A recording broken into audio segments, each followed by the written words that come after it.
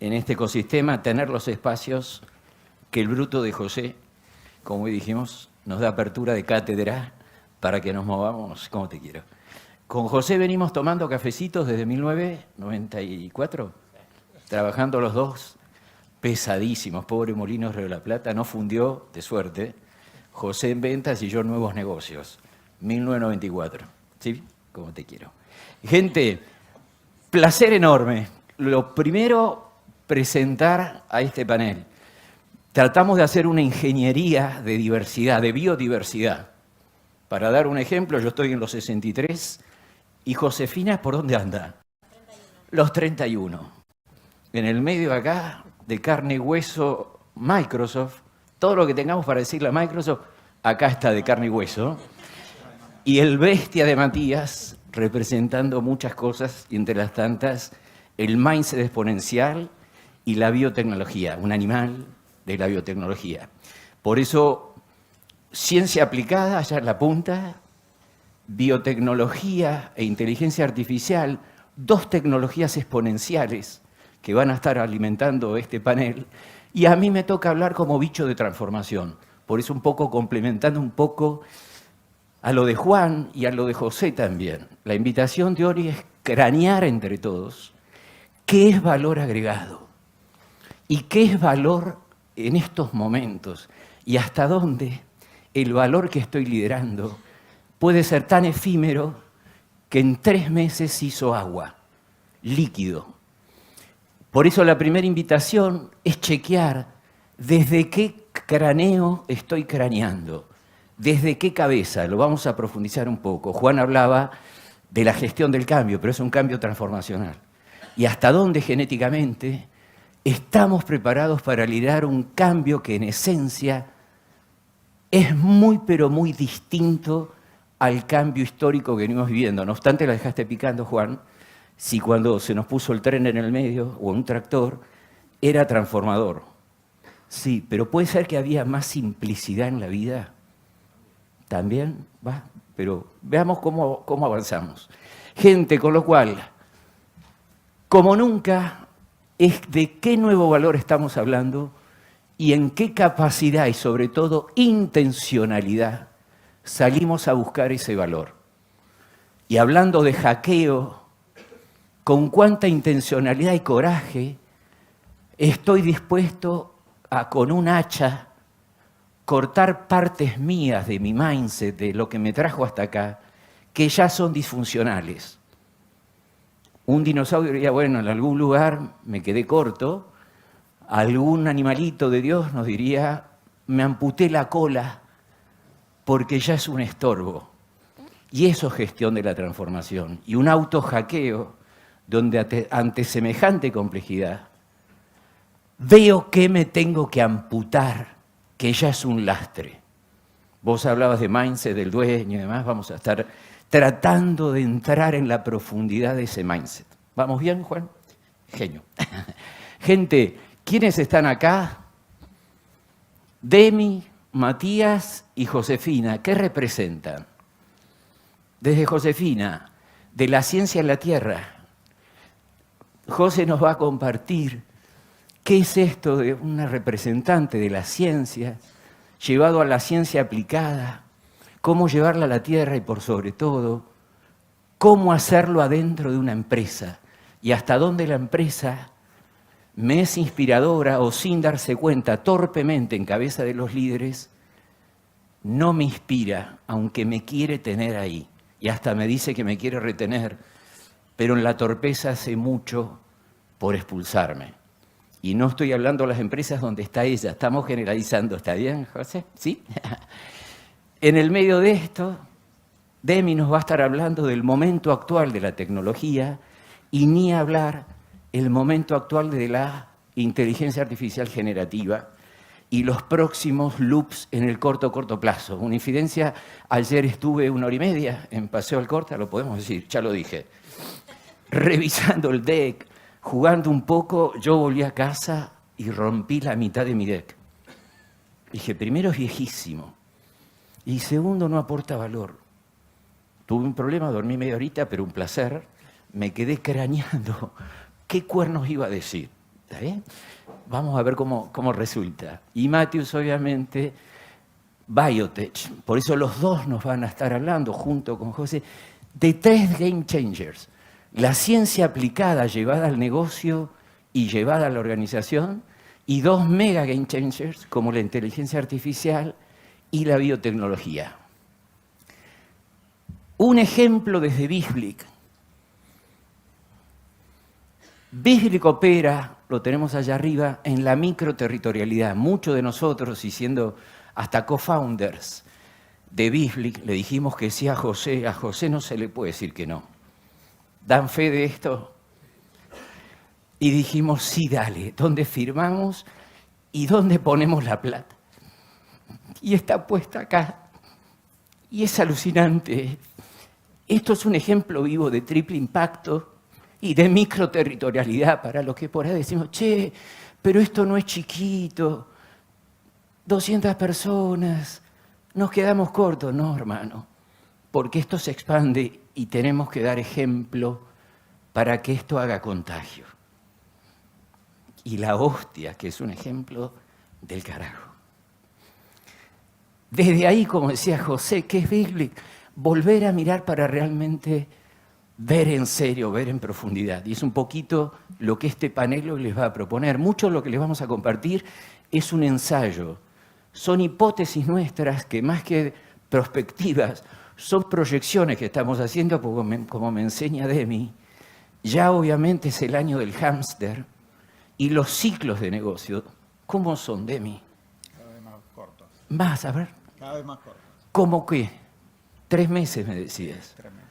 En un Molinos en su momento decíamos, entremos en la categoría de golosinas, porque cada 3 meses hay que cambiar al alfajor. Y era que nos obliga a meternos en una dinámica de cambio. Hoy, el ciclo de vida de la tecnología está siendo de 3 meses, 3 a 6 meses. Es mucho más que el kiosco de hace 10 años. El tema, ¿cómo navegamos esas aguas? Presentamos en sociedad, entonces, el primer concepto fuerza, que un poco lo tocaba Juan, que es el propósito transformacional y masivo, que es hasta dónde mi propuesta de valor tiene un impacto que transforma realmente al entorno y que escala de la manera más masiva posible. Gran pregunta al auditorio, ¿en qué negocio está tu negocio? ¿Y en qué olas, mares está navegando? Ayer me tocó estas 2 dinámicas. Fui al peluquero, muchos de nosotros fuimos al peluquero para estar joya hoy. Y también ayer alguien me preguntaba, che, ¿cómo es el dressing code? ¿Cómo hay que venir? Y yo, mira, ¿qué sé yo? No sé si de corbata, yo a propósito. Y ahí planteamos, che, ¿qué valor agregado genera una corbata? ¿Y qué valor agregado genera un peluquero? El peluquero monetiza con una tijera corta, pero en realidad es un partner en darme wellness, darme inspiración y verme bello en todo sentido.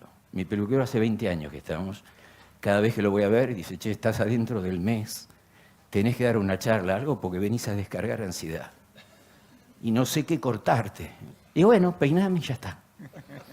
Ahí hay un vínculo de valor del carajo, que él intuitivamente lo maneja, no lo concientiza tanto. Un poquito lo de hoy es qué tenemos que concientizar para con mucha más intencionalidad agregar valor. La corbata, y ayer alguien me contestaba, che, te digo lo que es para mí, es una serpiente de tela que se usaba en la antigüedad para generar una satisfacción sexual. Casi un símbolo fálico, como te reíse. Bien, pero ahora moderno ya no es más, como te quiero.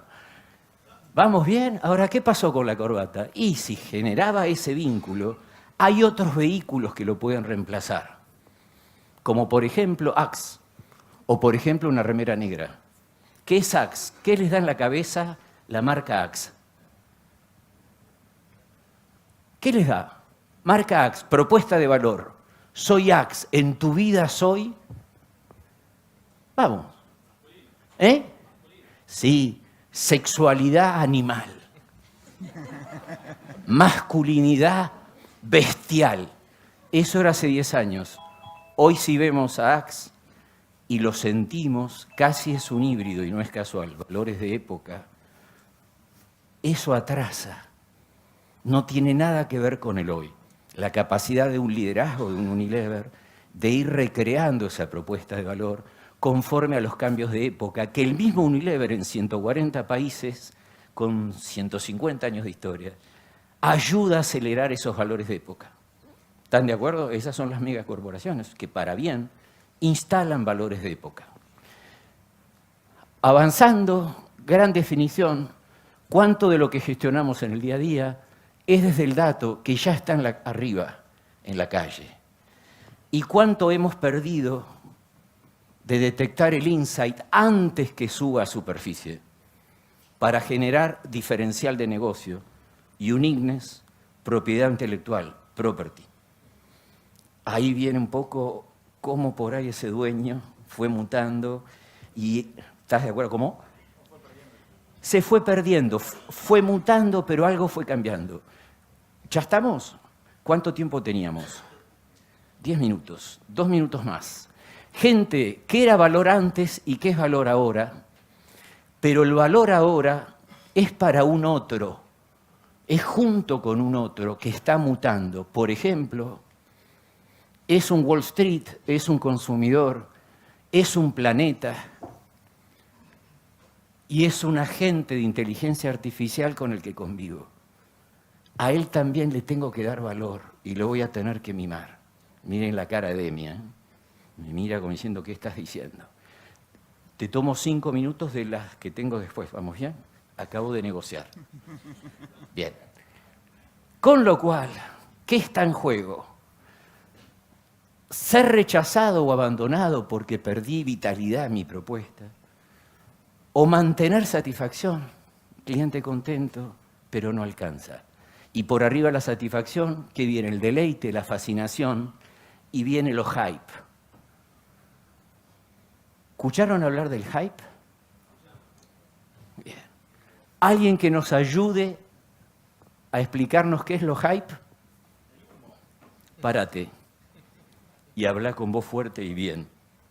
Esperá, sos Axe. Vamos. Para mí, hype es algo que trasciende totalmente a la marca, muestra la experiencia que comunica con consumidores y usuarios, y lo hace participar en un ida y vuelta. Sí. Lo que es, lo que dice Messi, que es totalmente trascendental. Y no solamente grita, sino que puede susurrar y no cambia de ninguna manera la esencia. Pero ¿qué la mejora. ¿Qué me generás? ¿Qué te genero? Sí, Expectativa. soy tu cliente. Te genera expectativa. Sí, allá genera- arriba, mejor que no me defraudes. No, genera expectativa, la lleva más allá del borde, expande las fronteras. Es una locura, te tiene que hacer sentir más de lo que ya sentiste. ¿Cómo lo quiero? Es mi cliente, somos socios. Diseña junto con Nicolás, que está por ahí, para el mundo, para la Warner. Diseño visual de primer nivel. Primerísimo nivel. ¿Y cómo te definís en la propuesta de valor? Sos un hyper. Un hyper, Mejor que lo cumplas. La expectativa que me generas es enorme. para eso estamos. Por eso. Váyanse en un rato a laburar, no boluden. Bien, gente. Casos. Mercado Libre, Messi y un Globan. ¿Algún comentario Globan? Bajó la acción un 50%. ¿Qué le pasó? En parte no era, el culpable no es Demi, pero más o menos. ¿Qué le pasó a Globan? ¿Qué le está pasando? Tuvo una caída en la proyección de los ingresos. ¿Por qué? Porque lo está atravesando factores macroeconómicos de tipo de cambio, pero sobre todo la disrupción que hay hoy en el desarrollo de tecnologías con inteligencia artificial. Un 50% del negocio se ve afectado porque apareció un agente virtual generativo. ¿Vamos bien? Y Wall Street no perdona. Tráeme una propuesta de valor para recrear el journey para adelante. Gente, en el medio de esto, entonces, agro. ¿Qué nos pasa en el agro? Tenemos una fórmula de negocio que es el B2B. Centrado en el sí, pero corríjanme, no lo tenemos tan centrado el negocio en el sí. Ya bastante en la cadena de valor estar con Juan en la transacción y sabemos que todo esto termina al fin del día en un sí. Gran desafío hasta dónde el agro tiene que resignificar el rol de ese sí para repasar la propuesta de valor y el mindset desde el cual lideramos valor.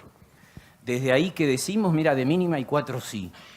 El consumidor, Wall Street, el planeta, ¿cómo lo podemos llamar? Poner un nombre, eso es tan amable. A la agente virtual. Lo pongo yo. Agentes. Demi. Los agentes. Eso. Este agente virtual es Demi. Ya está.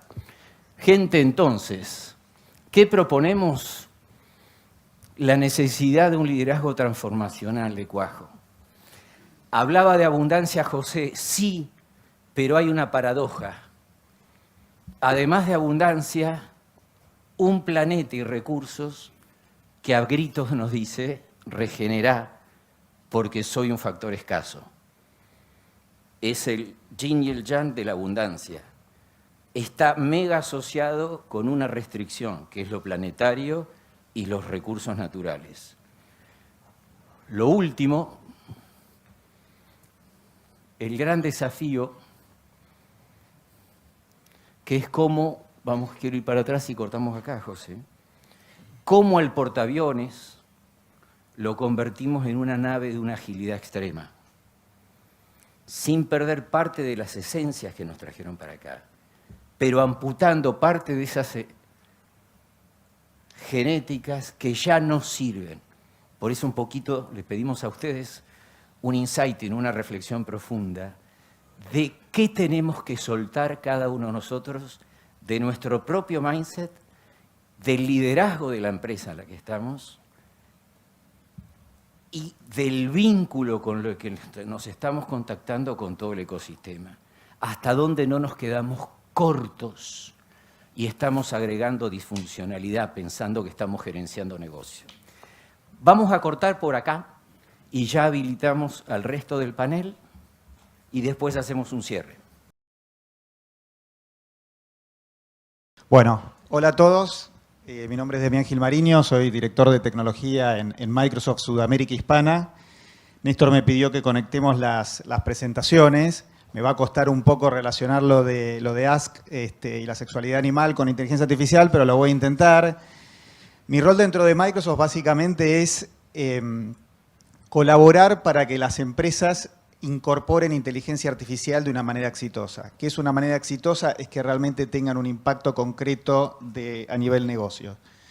Hoy vamos a tener una agenda donde vamos a ver estos 3 puntos.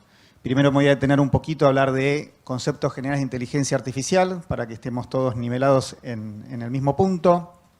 Les voy a hablar de un tipo de organización que surge como consecuencia de la incorporación de este mundo de agentes, que es el tema que hoy está en boga en este 2025, y después vamos a hacer una pequeña bajada hacia el agro.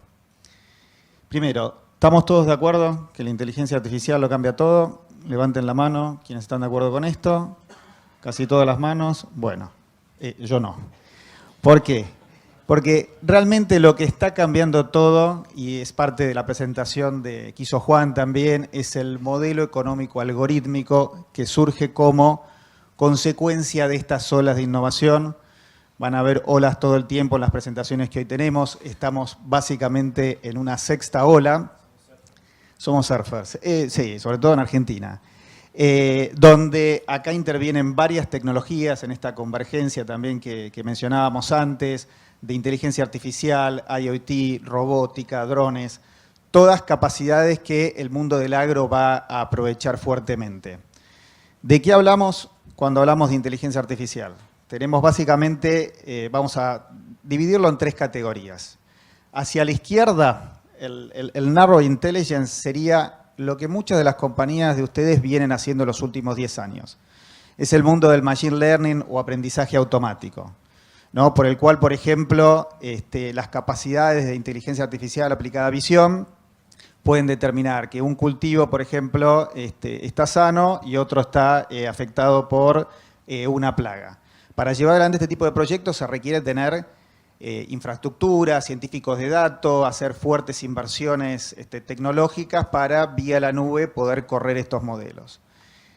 El segundo punto de la inteligencia artificial general o generativa es la que surge hace 2 años, que se populariza mucho con la irrupción en el mercado de ChatGPT, donde básicamente no hay que hacer este entrenamiento. El modelo ya previamente fue entrenado.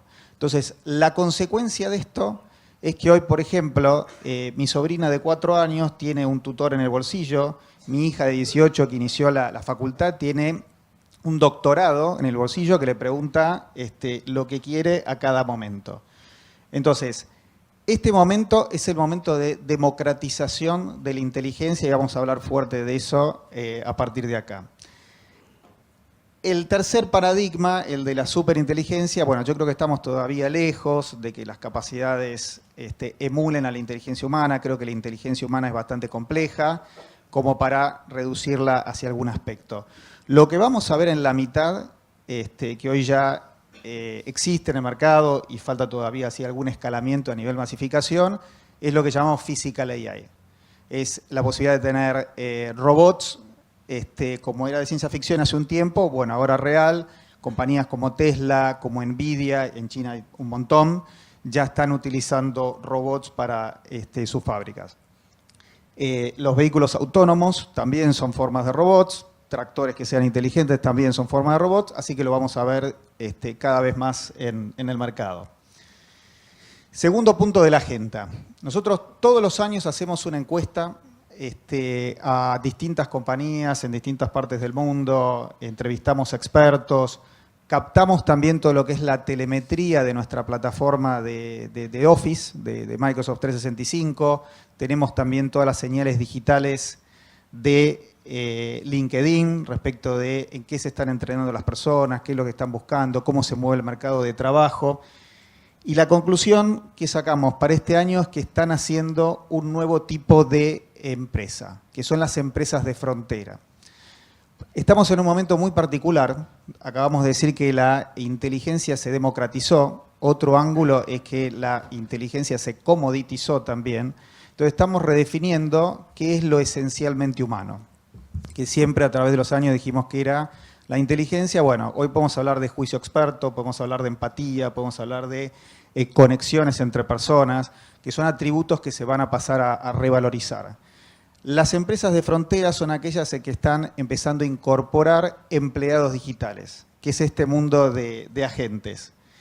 Los pasos que tiene esta transformación es, primero, las personas utilizando asistentes digitales, como por ejemplo Copilot, ChatGPT, los que utilicen ustedes en el día a día, que básicamente ayudan a realizar algunas tareas de manera más rápida y más eficiente.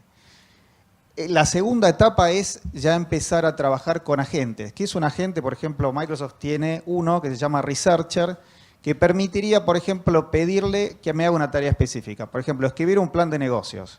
O, por ejemplo, quiero crear un plan de marketing porque estoy lanzando determinado producto al mercado. El agente ahí va a construir una tarea que yo le indico.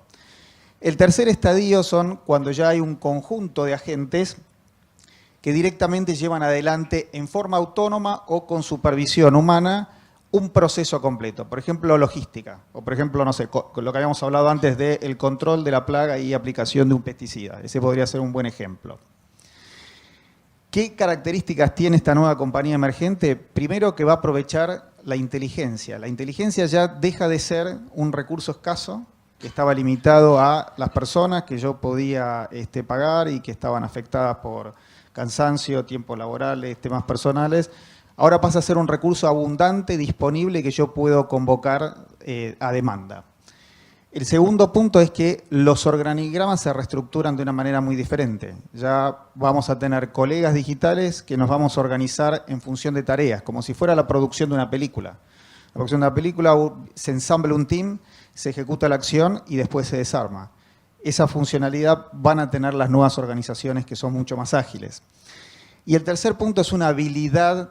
Néstor hablaba de qué teníamos que desaprender y qué cosas nuevas teníamos que incorporar. Esta habilidad de liderar equipos digitales, donde yo voy a tener un conjunto de agentes que me van a ayudar para el día a día de mis tareas. ¿Dónde estamos hoy? Hoy hay una fricción enorme en el mercado, donde en algunos rubros, por ejemplo, salud, hay casos de burnout, pero en la mayoría estamos llegando al límite de la capacidad de las personas de poder entregar resultados. Y por otro lado, todos los negocios y los líderes de negocios necesitan incrementar esa productividad. La solución es esta incorporación al día a día de las tareas de estos agentes humanos y estas estructuras humano-agentes para poder avanzar. Y ahora lo vamos a conectar con los temas del evento del día de hoy. La mayoría de las empresas que están en esta categoría, que son las primeras que ya han implementado estos modelos, naturalmente son las que los empleados sienten que están liderando su vertical, también donde se dan los mayores índices de satisfacción. Contrariamente por ahí a lo que se piensa, son las compañías que están contratando más personas, no las que están reduciendo headcount, y son las que menos temen a ser reemplazados por la inteligencia artificial. La conclusión sería, si la mejor manera de que no nos reemplace la inteligencia artificial es aprender a utilizar la inteligencia artificial. Esto sería como las recomendaciones para ir avanzando. Primero es empezar a incorporar agentes en las organizaciones. Segundo, tratar de establecer un ratio, a ver, digamos, qué cantidad de agentes necesito yo por empleado, cómo le voy a sacar productividad. Y tercero, después del piloto, escalar. Vamos a hablar un poquito ahora del agro. Recuerdan un poco el slide anterior, donde veíamos, por ejemplo, las distintas etapas de la inteligencia artificial, lo que era el mundo del Narrow AI. Bueno, estos son básicamente casos típicos que se pueden obtener aplicando modelos de Machine Learning para lo que es el negocio del agro, es de lo que pueden tomar, digamos, ventaja a los productores, hacer predicción de rendimientos, hacer optimización de las cosechas, tener una agricultura basada en datos, los casos que mencionábamos de inteligencia artificial aplicada a visión para poder identificar plagas. Lo bueno de Argentina, que es un país de emprendedores, nosotros hoy, menciono algunos de los más renombrados, tenemos un ecosistema emprendedor tecnológico aplicado al agro que buscan resolver algunas problemáticas. Por ejemplo, uno de los casos que yo conozco bastante bien es el de Bold, que busca de algún modo poder tener predictibilidad para toda la cadena, ¿no? Para jugadores que por ahí están en el negocio de pesticidas, cuánto voy a vender en función de cómo van a ser los rindes, y del otro lado de la cadena también, ¿no? Entonces, ¿cómo se integra todo en la conversación que venimos teniendo? Por un lado tenemos este paradigma, esta convergencia de tecnologías, donde tenemos la agricultura 4.0, dada por los sensores, la robótica, el IoT, ¿no? Ya los vehículos... Sí. No se preocupen que después los decks se comparten, pero una conversación que yo tenía con Néstor, que a la gente le gusta sacar fotos. A mí personalmente me gusta sacar fotos porque es una forma fácil de comprobarlo. ¿Viste? No, a mí no. El segundo pilar que veíamos era el de los modelos predictivos, ¿no? Lo que vimos en el slide anterior, cómo yo hoy tengo acceso a fuentes de datos, empiezo a tener predicciones confiables a partir de la incorporación de la inteligencia artificial. ¿Cómo se combina esto con los agentes? No es una cosa o la otra, o yo tengo que hacer Machine Learning o tengo que incorporar agentes. La combinación de los dos es lo que da la mejor solución. Por eso hablamos del copilot, por ejemplo, para el productor, donde con una interfaz muy sencilla, en lenguaje natural, va a poder interactuar con todos los datos que se van generando a partir de sensores, en otras soluciones que tengan, probablemente también conectados con correos electrónicos y cualquier tipo de información que pueda tener en otro formato, como documentos Excel o documentos Word, ¿no? Entonces, a partir de estos asistentes, es lo que permite esta democratización de información del mundo del agro. Ahora vamos a ver algunos ejemplos. Todo esto lo que permite es la generación de nuevos modelos de negocios. Es cada vez más la fusión entre el agro y la tecnología. Les doy algunos ejemplos como para ilustrarlo. Nosotros tenemos en esta asociación entre tecnología y agro una alianza con Bayer, por la cual hemos generado modelos predictivos que están disponibles como catálogos que pueden ser consumidos por todo el ecosistema. El segundo ejemplo de la India, digamos, tiene una enorme cantidad de productores, digamos, de pequeños productores. Bueno, cómo tener un copilot muy simple para que en lenguaje natural se puedan aprovechar datos agronómicos, ¿no? Para que vean esto, cómo democratiza el acceso a tecnología para pequeños productores. En Brasil tenemos también un caso muy interesante de lo que es inteligencia artificial aplicada al tema riego. Y por último, John Deere, que estábamos justo conversando al respecto también, tenemos una solución para optimización vía inteligencia artificial de los temas de pesticidas. Nada más, yo quedo a disposición también después para el break y al final.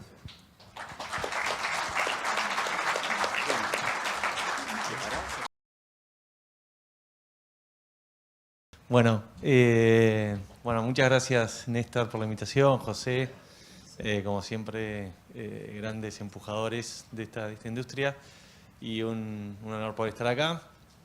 Yo soy Matías Pérez, soy el fundador de Gridex, que es un fondo de Venture Capital especializado en biotecnología, y la idea era traer esta conversación de la materialidad, ¿no? Estamos hablando de tanto del mundo digital, y la idea era traer esta conversación de la materialidad en un mundo, en un universo que se organiza en información, en energía y materia, ¿no? Y que en los últimos 50 años y en la historia del capitalismo hemos estado luchando en gestionar y producir estos tres elementos: la información, la energía y la materia. Pero en los últimos 50 años la energía y la información tuvieron un crecimiento y un cambio radical en cómo se produjeron y cómo se gestionaron, y estamos viéndolo en estos ejemplos. Pero cuando hablamos de la materialidad, no vemos ese cambio radical en los últimos 50 años. Estamos hablando principalmente de cómo producimos todo lo que tocamos, casi todo basado en la industria petroquímica. Y estamos hablando también de lo que producimos en los suelos, ¿no? El agro, la ganadería, las explotaciones forestales, toda esa materialidad que surge de extraer recursos de la naturaleza. Y en esa óptica y en esa necesidad de cambio y de transformación de cómo producimos y gestionamos la materia, es que nosotros también agregamos una ola más, y no solamente nosotros, sino muchos académicos que trabajan en el análisis de estas tendencias, que sería la séptima ola que viene después de la que estamos transitando, que es la ola donde empezamos a entender que la vida va a ser un elemento tecnológico fundamental para que podamos entender y repensar esta materialidad. Y en particular, cuando hablamos de la vida y hablamos de la vida en un formato tecnológico, hablamos de la biotecnología, que tradicionalmente se asoció, y tiene sentido porque hace unos 45, 50 años la biotecnología se hizo muy fuerte en la industria farmacéutica, y que es básicamente la capacidad de usar la vida o sus partes para poder producir bienes y servicios. Con la primera disrupción muy fuerte de la biotecnología, que fue hacer insulina recombinante. Antes necesitábamos miles y miles de cerdos para poder hacer un frasquito de insulina, y logramos poner el gen productor de la insulina en una bacteria, y eso realmente cambió la lógica de cómo producíamos medicamentos, y la industria farmacéutica creció mucho en la biotecnología. Pero estamos hablando de una nueva biotecnología. Una nueva biotecnología que tiene unos 10 años, y me sirve mucho la charla de Juan de cómo los crecimientos exponenciales van generando impactos, en donde estamos viendo ese impacto exponencial, no en el crecimiento todavía de cómo llegas, pero sí en el descenso de costos y en las posibilidades de acceso a estas tecnologías. Como por ejemplo la digitalización de las ómicas, por ahí la más conocida es la genómica o la genética, que es la información que tenemos en la vida, de cómo funciona esa vida. Para que tengan una idea de de esa velocidad exponencial que impone el descenso de costos, hace 20 años tener la información digitalizada de un genoma humano costaba $100 millones. Hoy cuesta $500. En 20 años de 100 millones a $500. ¿No? La edición genética, que es cómo combinamos esos genes para producir, cómo hicieron esos ingenieros o esos científicos para poder meter un gen adentro de una bacteria para hacer insulina, antes requería decenas de procesos experimentales, químicos y biológicos para poder llegar a eso. Hoy podemos comprar en Amazon un kit por $100 para poner un gen de una medusa en una bacteria y jugar a hacer bacterias fluorescentes gracias a CRISPR, que es una de estas tecnologías. Y todo esto en un marco de inteligencia artificial que no va a hacer más que acelerar esa biología digitalizada. Esto ya arrancó, esto hace 10 años que empieza a crecer esa curva exponencial, y como ocurrió en el mundo digital, que antes necesitábamos $5 millones para meter un data center y poder procesar información y subirnos a internet, y de repente con 500.000 lo podíamos hacer, y de repente hoy casi con una tarjeta de crédito de unos cientos de dólares podemos empezar una startup. Lo mismo está pasando con estas startups biotecnológicas que hace unos 10 años, ahí vemos en el gráfico, necesitábamos tickets muy grandes y muy pocas empresas surgían en el mundo de esta biología sintética, y a partir de hace unos 10 años empezamos a necesitar mucha menos cantidad de plata y empieza a crecer la cantidad de empresas, y esto explica la posibilidad de una nueva generación que empieza a surgir en América Latina. Sin esta disrupción tecnológica no nos hubiéramos podido subir desde América Latina a esta nueva revolución. Algunas de las empresas que están protagonizando esto y que son parte de nuestro portfolio es Puna Bio, por ejemplo, que entendió que en la biodiversidad de la puna catamarqueña en los Andes había una posibilidad para encontrar bacterias que podrían traer biofertilizantes más eficientes, que podían regenerar suelos y que podían tener mayor impacto que el universo de biofertilizantes que ya existía. Y hoy acaba de cerrar una ronda de inversión donde Corteva hace su primera inversión en América Latina en una startup de este tipo, y están operando en Brasil, en Estados Unidos y en Argentina. O Biflow, que es la empresa referente en el mundo de aplicación de ciencia en servicios de polinización, entrenando a las abejas para que vayan a un cultivo específico, a una flor específica, y no se tienten con otra que no está en el cultivo, ¿no? Que esto es posible, poder condicionar a las abejas que cada vez a más cultivos, porque la información de cómo funciona esa vida es cada vez más accesible. O STAM, que después de todo ese proceso de digitalización, de entender qué vamos a combinar, esas células que contienen esa información necesitan reproducirse. Y hoy que se reproduzcan esas células significa grandes tanques, fermentadores, que los habrán visto seguramente por las rutas, que mezclan ese medio de cultivo, ese alimento de las células con las células para reproducir eso que ingenierizamos adentro de esa célula. Bueno, STAM, como una empresa pionera en el mundo, está trayendo estos devices que son únicos, que están patentados en todo el mundo y les dan el monopolio por los próximos 20 años de ser la empresa que con microfluídica, que es esa tecnología, puede hacer estos bioreactores que en vez de ser grandes tanques van a ser dispositivos de escritorio. Esto ocurre y está ocurriendo en nuestro país, liderando la región y en América Latina, en el marco de conectar a esta ciencia de un gran potencial que tiene la región y en particular Argentina con una industria de venture capital global. Una industria de venture capital que en los últimos 25 años se organizó de forma muy estructurada en tanto las etapas de inversión en las que invierte y en tanto los sectores en los que invierte, y realmente se ha profesionalizado mucho, aunque en los últimos años tuvo una caída fuerte, pero es una industria que creció mucho y se profesionalizó mucho, y esto también permite que haya un foco específico en esto, digamos, ¿no?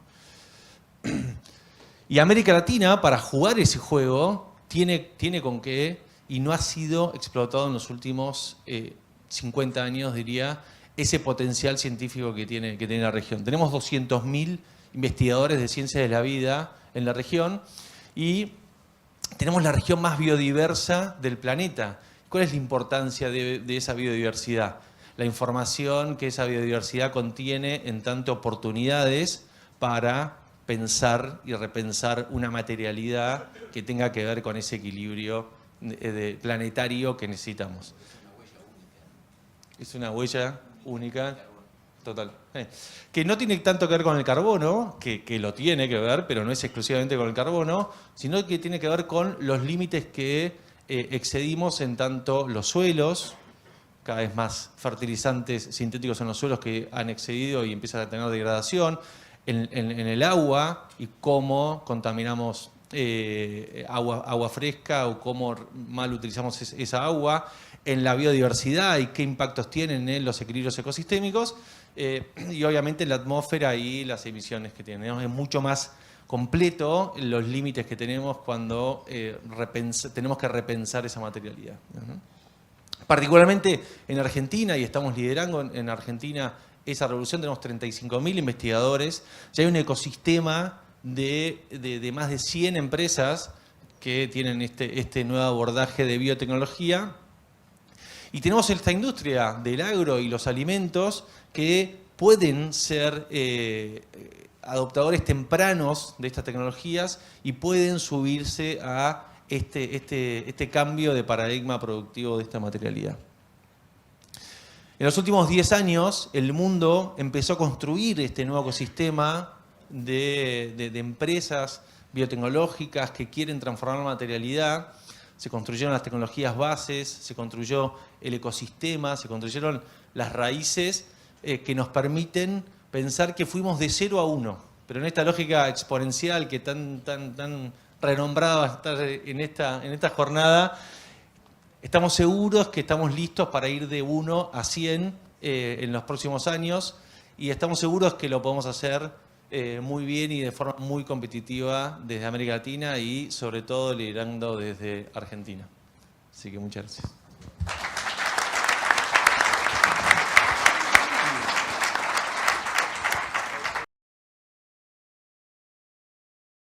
Bueno, hola, buenos días. ¿Cómo seguir después de todo esto, no? Antes que nada quería tomarme unos segunditos para agradecer la oportunidad de estar acá. Sigo este evento hace muchos años, de hecho desde el momento que fue una idea en la cabeza de José una mañana que salía a correr y después volvió y lo compartió con nosotras en el almuerzo familiar. Así que estar hoy acá de este lado y rodeada de este equipo me honra enormemente. Como me presentó Néstor, soy Josefina de Micheli, soy ingeniera agrónoma y doctora en ciencias agropecuarias. Cursé todos mis estudios en la Facultad de Agronomía de la UBA, en donde tuve la suerte, desde el inicio de la carrera, de poder involucrarme en la cátedra de Bioquímica y Biotecnología de la facultad, donde ahí participé de distintos proyectos de investigación aplicada, donde siempre tratábamos de resolver una problemática específica. Nuestro driver siempre era cómo esto que estamos investigando se puede transformar en más rendimiento y en una mayor seguridad alimentaria. Para finalizar mi paso ahí por el ámbito público, ya con un pie medio en lo privado, trabajé en el Laboratorio de Genómica y Marcadores Moleculares de la facultad, un laboratorio único, y no lo digo solo por su equipamiento, sino también por la gente que trabaja ahí. Hoy en día aplico todo eso que fui aprendiendo en Argensan Foods, donde trabajo como breeder de girasol confitero. Cuento un poco mi camino, porque hoy estamos acá más que nada hablando de educación, de educación como condición para generar ese valor agregado que tanto estamos buscando. Y por lo menos para mí, en mi experiencia, mi formación me dio las herramientas imprescindibles para ir en busca de ese valor agregado. Entonces, hoy quería compartirles mi mirada desde este lugar en el que estoy, en donde combina un poco el campo y la ciencia, mi mirada sobre cómo podemos buscar ese valor agregado. Si pensamos en valor agregado en el agro, tal vez lo primero que se nos venía a la cabeza en un principio era la transformación de una materia prima. Pero en realidad el valor agregado viene mucho antes, y en mi caso para mí viene con la semilla. Es la genética, es la biotecnología que se utilizó para poder llevar esa semilla al campo. Entonces, en ese contexto, tal vez el primer desafío que encuentro es un marco regulatorio que no cuida muy bien el trabajo que hacemos los breeders año a año y día a día para poder conseguir germoplasmas que sean superadores.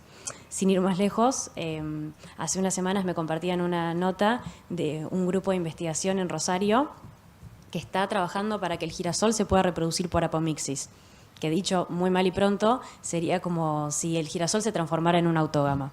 Cuando me compartieron la nota, la leí y dije, wow, lo primero que pensé, esto es un avance espectacular, y lo segundo que pensé fue, si esto sucede, yo me quedaría sin trabajo.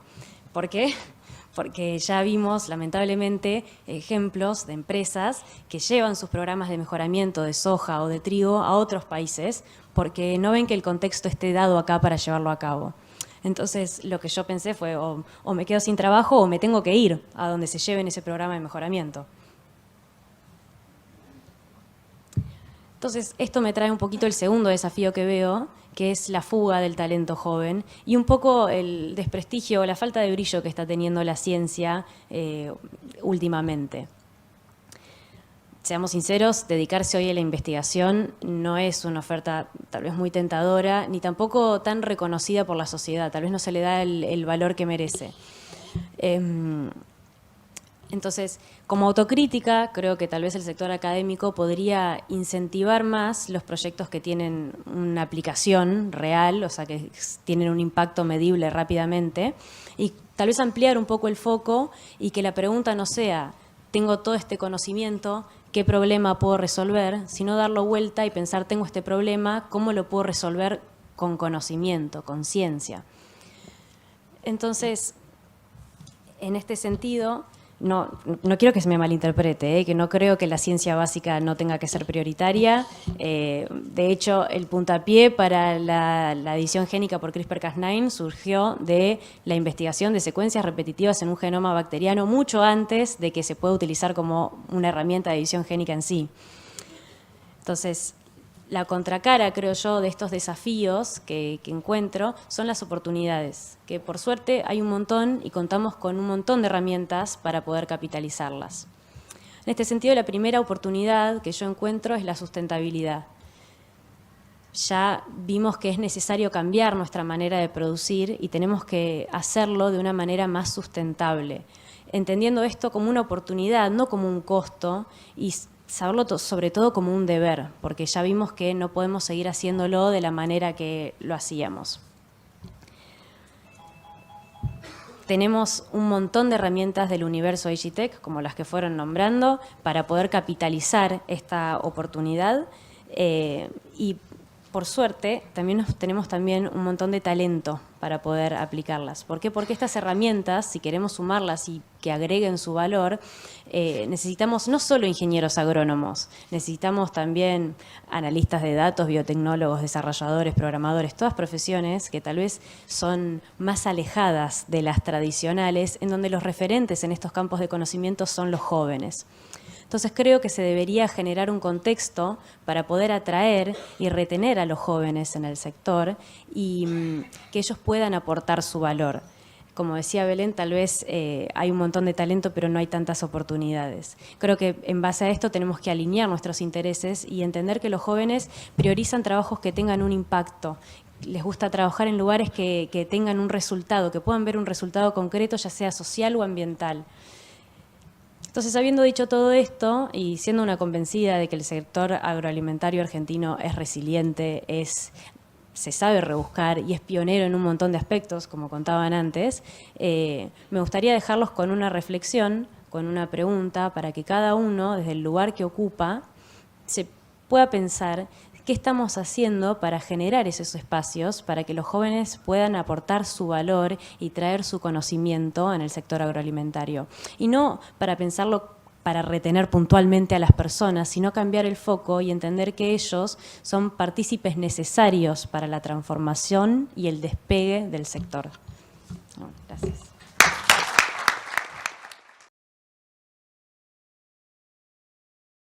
La Anónima, supermercado La Anónima, pasó a ser el segundo supermercado en el mundo después de uno belga en certificar como corporación, como empresa B.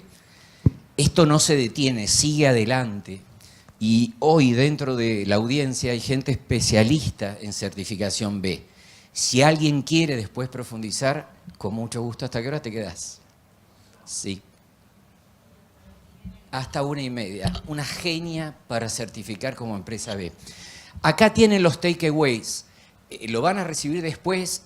Propuesta, ¿por qué no los leen más que nosotros? ¿Les parece? Más que estar nosotros voceándolos, ¿por qué no los leen un chiquitín? Tenemos 2 minutos más. Estos son los takeaways. Lo que para cada uno de nosotros 4 era el corazón de qué queríamos compartirles dentro de la limitación de los tiempos y el mal uso de los tiempos, sobre todo por parte mía.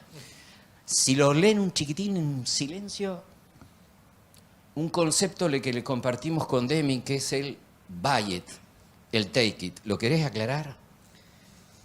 Sí, creo que creo que una parte importante ahí, también integrando las otras conversaciones, es cómo podemos trabajar en ecosistema, ¿no? Los proveedores de tecnología, todo el ecosistema del agro, para empezar a adoptar realmente casos de uso de inteligencia artificial que puedan colaborar con la producción, que puedan colaborar con el medio ambiente, porque lo que pasa con esta tecnología es que no está tan clara como otras la utilidad que tiene. Es algo que vamos a ir descubriendo sobre la marcha en el trabajo así en red, todas las partes. Bueno, la verdad que qué más inspirador para después empezar a escuchar casos reales. Gracias, Néstor, por esta coordinación y esta invitación de este panel. Bueno, amigos de la casa, Demian, Mati, Josefina, un placer que te hayas animado a unirte. Seguimos respetando los tiempos, teníamos planeado 10:40 el break, así que vamos a hacer un break de 30 minutos para tomar café, sociabilizar. A las 11, en 20 minutos, vamos a empezar a molestarlos para que pasen.